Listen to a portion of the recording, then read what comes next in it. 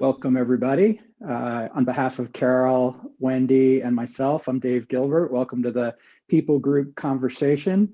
Slides have been updated. We welcome your questions in the agenda doc. While we're waiting for the first question, a regular question at our People Group Conversations has been, what's the status of your Chief People Officer search? And we're super pleased to announce that this is Wendy Barnes's third week with GitLab and in that role. And she's on the call, so we can maybe have Wendy just do a quick intro as we await the questions to flow through in the doc.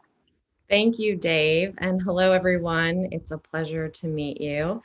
Officially, today is day 10, a week 3, but day 10. And it's been a whirlwind, but a really exciting 10 days. I've spent a lot of time meeting one-on-one with the team members and all hands with the people group, excuse me, and I'm spending time with each of my peers, as well as we had our first compensation committee meeting on Tuesday morning. So had an opportunity to work with all of the comp committee members. So it's off to a great start. I'm looking forward to meeting each of you. I'm super appreciative to Carol and Dave for leading the charge while this role was open, and they've been very gracious, as everyone has been, in helping me through my onboarding and learning GitLab's way of working, which is new for me. And I'm sure all of you remember those days when you were new and going through the onboarding as well. But I'm very grateful to be here and looking forward to working with each of you.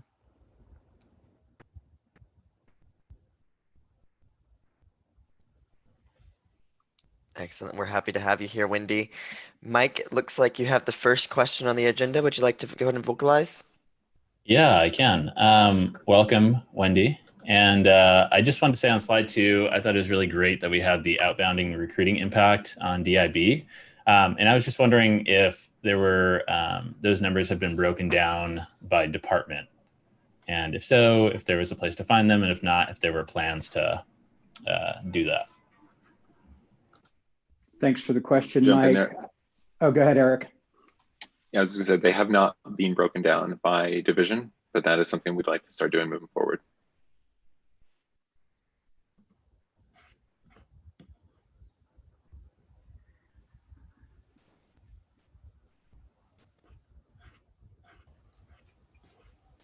So I haven't typed my question out. I will now. My question goes to Nadia. Being your last day, thank you so much for joining this call. I just wanted to hear what are if you can name things that stand out through your GitLab career that you will be taking away both from a work and personal perspective. We'd love to hear that. Thanks, Alex. I promised everyone I wasn't going to cry on a mass call again.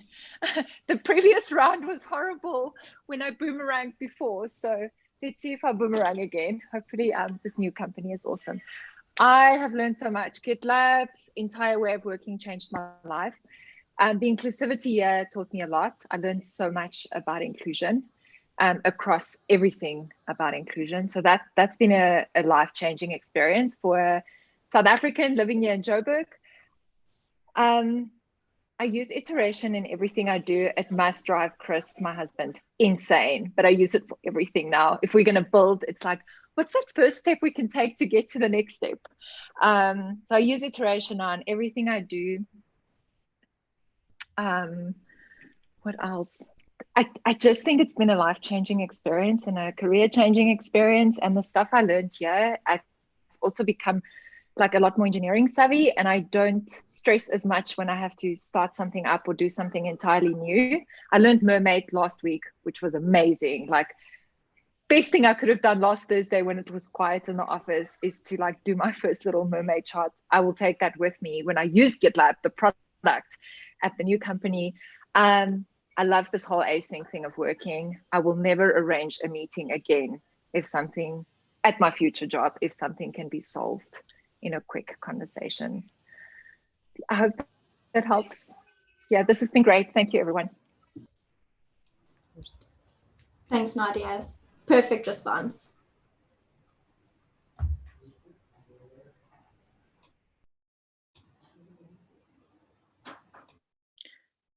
I have a question. Looking at slides 7 and 8, it looks like for marketing in particular, the salaries are over the targeted band, but the on slide 8, the promotions are not. I'm just wondering how you reconcile those two. Yeah, I can jump in here. So it's two separate KPIs that we look at. The first is percent over compensation band, which is how many team members fall outside of the ranges that we have set in the compensation calculator. That can be based on a country conversion from moving from a contractor to an employee. That can be based on an exception made at hire or any number of other situations. All of those requests are reviewed and approved by our compensation group internally before they're approved, and we keep an audit trail of all of those exceptions. The promotion rate is separate from compensation entirely. That is the number of people being promoted compared to headcount in the last rolling 12-month period. Right, but I'm just wondering if there's a connection between the two in that, or if we're not promoting enough, is that causing us to bump into ceilings on salaries? I think the two go hand in hand. All of our KPIs definitely feed together and can tell, much more, metrics are a great way to kind of get to the story behind what's actually happening and what behaviors we want to drive and what things we want to review and iterate on. From a percent over comp band approach, we can review to see how those two things are linked. The marketing group is over the target promotion rate. So they are at a higher promotion rate than the target of 12%. Let me pull up the slide to get to the exact figure here.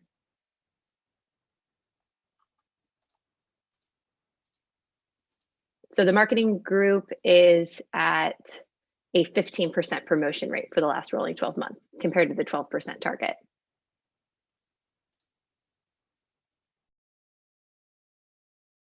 I hope that helps clarify. Yeah, thank you. I see how to read it. Sorry, I was reading it no the problem. other direction. Great question. Really appreciate it. Cool. I'll ask the next one there. I was just referencing slide 29. I've just seen a slight decline of our ratings in Glassdoor over the last couple of months. Just any insight into the reason why or anything we're seeing on the other side? Just curious there. Yeah, I can jump in there. So we haven't seen very many reviews the last couple of months. I think 1 month we had none, and then a prior month we had one. And so just how their algorithm works, when you are not getting reviews, you are actually dinged. Got it. And should we start promoting people to do reviews? Sorry. No, you anticipated my response, Yeah. Josh. It's not a paid political announcement to ask for reviews. I don't like to roll that way, so won't.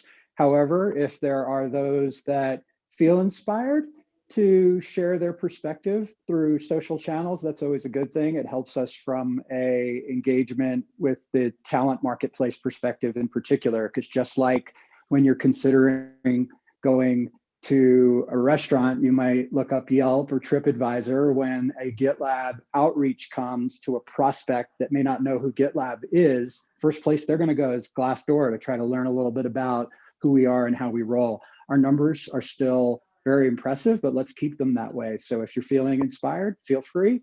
You're welcome to contribute to the social platforms like Glassdoor on behalf of GitLab. I'll just make one additional comment to that. If you have left a review, you can leave a review every year. So, and that's for like even the same category. So if you've left one last year, you're more than welcome to do it again.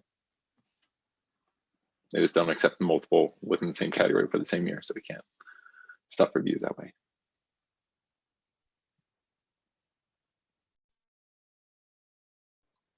Cool, thanks. I'll pass it over to Lorna.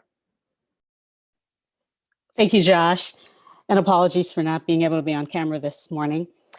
And Nadia, just want to say thank you so much for all your contributions. It was so great working with you. You'll truly be missed. And Alex, shout out to the Jamaican flag in your backdrop there. Thank you. So my question is on the diversity metrics. I'm curious how soon we might start seeing that data behind our attrition rate.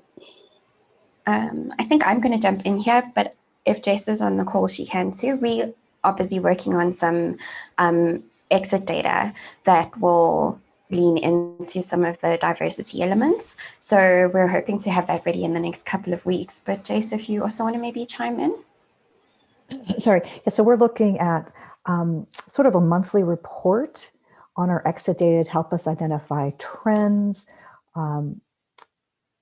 and just review and provide this to the BBPs and our leaders so they can make better informed decisions regarding their org. So this is something that myself, Beverly, and Helen are working on, and hopefully we'll have this out in the January timeframe. Is the challenge, Jess, that most people are not self-identifying in Bamboo HR, and because it's more US centric to pull that diversity info, we just don't have the data available? That is hard when people don't self-identify. I mean, we can. I would hate to go in and do that for someone, but we really do need that information. It does make it challenging and skews our data when we don't have that information. So Laura, yes, that is an issue. And there is also an open issue that Candace has been driving with legal to iterate on the categories in Bamboo HR so that they are more globally inclusive and not US focused. Bamboo HR has them automatically US focused, and we can't iterate on those without creating custom fields. So that's one thing that legal is doing a privacy review on right now to make sure that we're compliant in rolling those out so we can get a more holistic view. Okay. Thank you, All right. Brittany. Just to add to what Brittany has said, so great for that information. Additionally, she has updated Bamboo HR with the nomenclature that I provided with research, such as how, people look at things globally as it relates to race. So for example, someone that sits in South Africa might look at things by differently, but maybe color or different things, Cape Verdeans, different things like that. So we want to make sure we have the appropriate language so that team members see themselves when they are asked to self-ID or they voluntarily, from a legal standpoint, self-ID. So they will have that opportunity to do that where they see themselves in each category. So more to come. Got it. Thank you all. Thank you, Candace.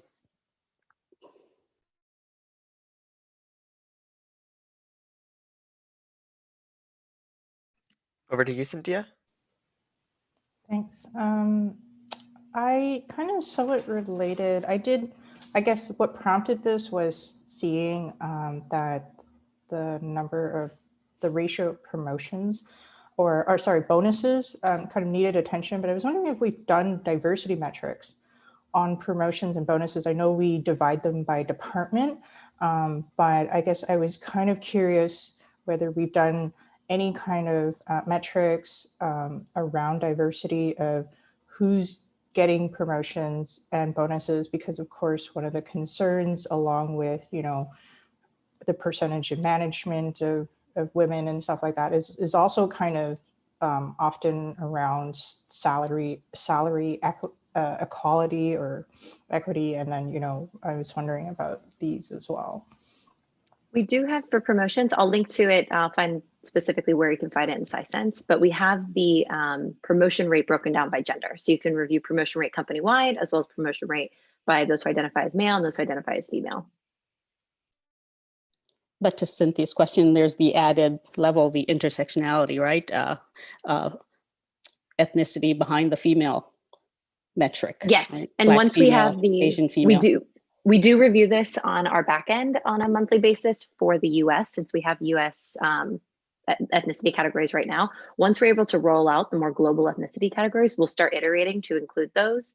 We just have to first get that information approved by legal to ask for team members to self-identify in that regard, and then get it into Bamboo HR so we can feed it into our models. So it is an upcoming iteration that we do have planned. Have we done even gender breakdowns for bonuses?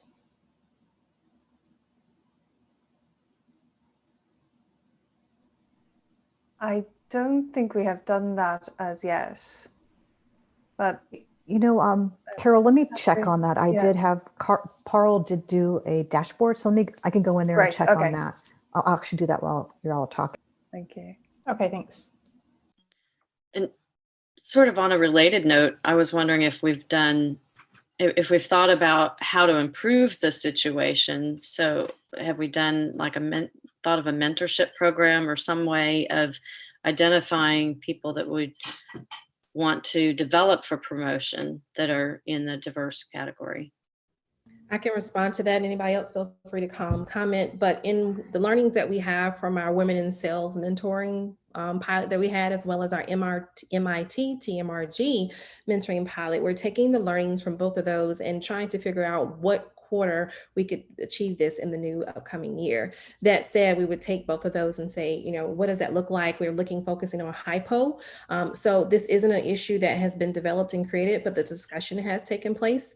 What's hypo? High potential, sorry, my apologies.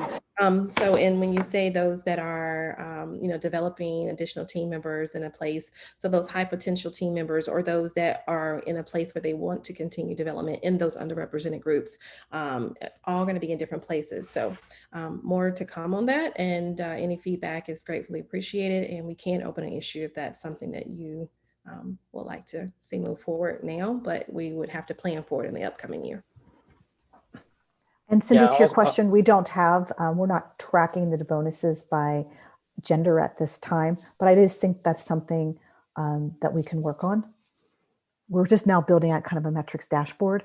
So that's something I think would be an interesting data as well. But at this time, no. Yeah, I was also going to say too, to Cindy's point and Candace's around the mentorship, we're iterating on a organizational wide mentorship program. So we'll link the issue in this chat. So if you'd like to contribute any ideas on what you'd like to see in the future, we can all partner together on that. So thank you. Cool. Okay, I think I'm up. This is great information. Thank you. The slide deck was wonderful to look through. I'm curious on slide 10, if there's anything for departments that are slightly behind in their target for promotions. If the People Ops team collaborates with those leaders and helps to identify areas that could be improved or things that other departments are doing that work well, and if as a leader within one of those departments, if there's something we can do to support that collaboration. Great question. Yeah, so I can. Oh, you go. Sorry, go ahead, Carol. You fire ahead, Carolyn. Sure. Yeah. So as part of the performance and potential factor assessment that we just went through, and we identified promotion readiness, specifically in sales. And part of the reason we wanted to collect that data was to really have a handle of more of like a promotion forecast. So we could pull more data around what our promotion rate looks like today and what it will look like in the future. And so we just completed that assessment this week. My plan is to take that data, bring it back to leadership, and let's discuss any gaps that we see, either if we're over promotion rate or under promotion rate, and how we plan to reconcile throughout the course of next year. So that may vary by department or division, but that is the intention, with starting to collect that data over time. Great, thanks, Sorry, Carolyn. Carol, I don't know if you had anything to add to that. No, that was perfect. Thank you. So I guess I have the next one. Sorry, I'm asking so many questions today. Are we measuring how well we adhere to GitLab values? I think some of us that have been around for a long time feel like maybe we're moving away from them a little bit. And some groups are definitely better at it than others. It would be good to somehow, you know, if you measure it, you can improve it. Somehow help the ones that are not as good at it to identify areas to improve the collaboration, transparency, efficiency, all of those things. I can start with on response. Feel free, anyone else to join in. I can say we measure it with diversity, inclusion, and belonging by the annual survey. So we'll have another one that goes out in February of this year, where we take the subjective, where we have the comments that roll up to say, these are the themes, like how we added in belonging last year based on the subjective. But then we have the data that's separated by department, where our business partners, PPPs, will go and talk with their groups to achieve and, you know, make plans and goals based on the data from the diversity, inclusion, belonging results from the survey. That said, when we have the report this year, it also rolls out company-wide so that everyone can see an overview and an issue. Maybe there's a better way of communicating it when it rolls out, but we do create an issue for that. And we do actions that support and change what we see as a result. Yeah, and I also say too, just from an L&D perspective, we do measure the consumption of the values certification as well. Maybe we need to do a better job of communicating that out to team members to reinforce those values, and building more resources to train people on how to enable and live our values, up and down the organization. So. Cindy, I think, sorry. Go for it. I was just going to say, Cindy, that's a great question. Thanks for asking that. And I think one of the things that we try to do as a company is just reinforce the values everywhere that we can. So if it's in our 360 surveys, if it's in our discretionary bonus process, promotion process, anywhere that we can constantly reinforce the values, we try to do that. In terms of measuring, I think that's a great question. So like Candace said, the DIB survey, or even the annual engagement survey that's going on now, I think is another great way where we can kind of tie and map to that. So I don't know if there's a perfect way. I would love ideas and solutions that you or others may have. But those are the initial thoughts that kind of come to mind. But basically, we're just constantly trying to reinforce that through programs and processes that we have, as well as surveys and things to measure. Yeah, sorry, thanks, Julie. I just wanted to chime in. So we have got the values check-in surveys. So there's one that happens when a new team member comes on board. And then we've got another one that we've recently implemented that happens when someone opens a career mobility issue and transitions into a new role. Nadia has dropped the link in the chat section, so it would be great if you could have a look. And any suggestions and iterations would be so welcome.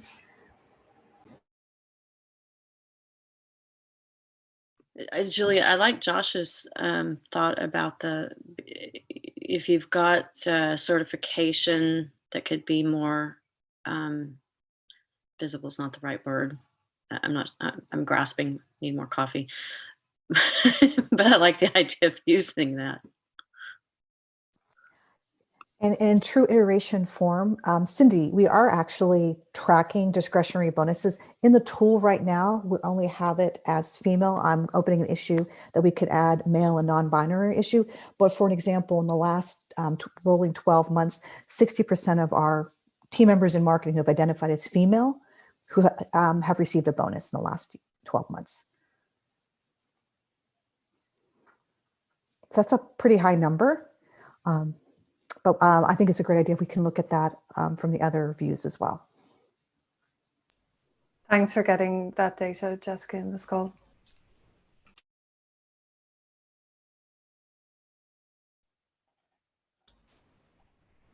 We have 2 minutes left, so William, if you want to maybe go on. Yeah, going back to the slides on the promotion rate, it looks like the target is a max, where orgs that are over the target show it needs improvement, but orgs that are under the target say that it's on track. So I was curious if you could just share some of the rationale behind why would we have a promotion max or like a cap? Hey, we're promoting too many people. That doesn't seem like a bad thing. It seems like the other way around, especially potentially for a hyper growth startup where we've probably added more roles than the average company. Wouldn't we expect to promote more?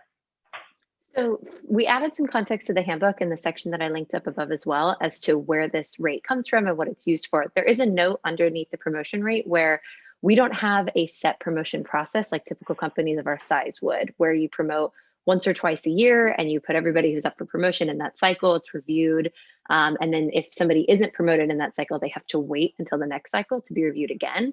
We have an ad hoc process to ensure that we're staying consistent with market trends, as well as making sure that we're not becoming top heavy or overly promoting team members or under promoting team members. We set this rate to understand how we're doing cross-functionally between divisions and department groupings to make sure that that ad hoc process is scalable. And so if we see a group that has a very, very high promotion rate, it's not a cap, and it doesn't mean that team members can't be promoted in that group. It just means that we want to take a bit of a look, put together a projected forecast and understand why is our promotion rate high? What's the context behind that? Perhaps that context is we've promoted a lot internally into roles that could have been hired externally. or perhaps the context, is some other example. But we want to think through those things as opposed to just approving every promotion that comes through without taking sort of a thoughtful approach to who's being promoted and what groups and why. So this is just part of scaling and making sure that we don't have to move to a more traditional 2-time-a-year promotion cycle and limit the ability to promote ad hoc. That is super helpful. Thank you.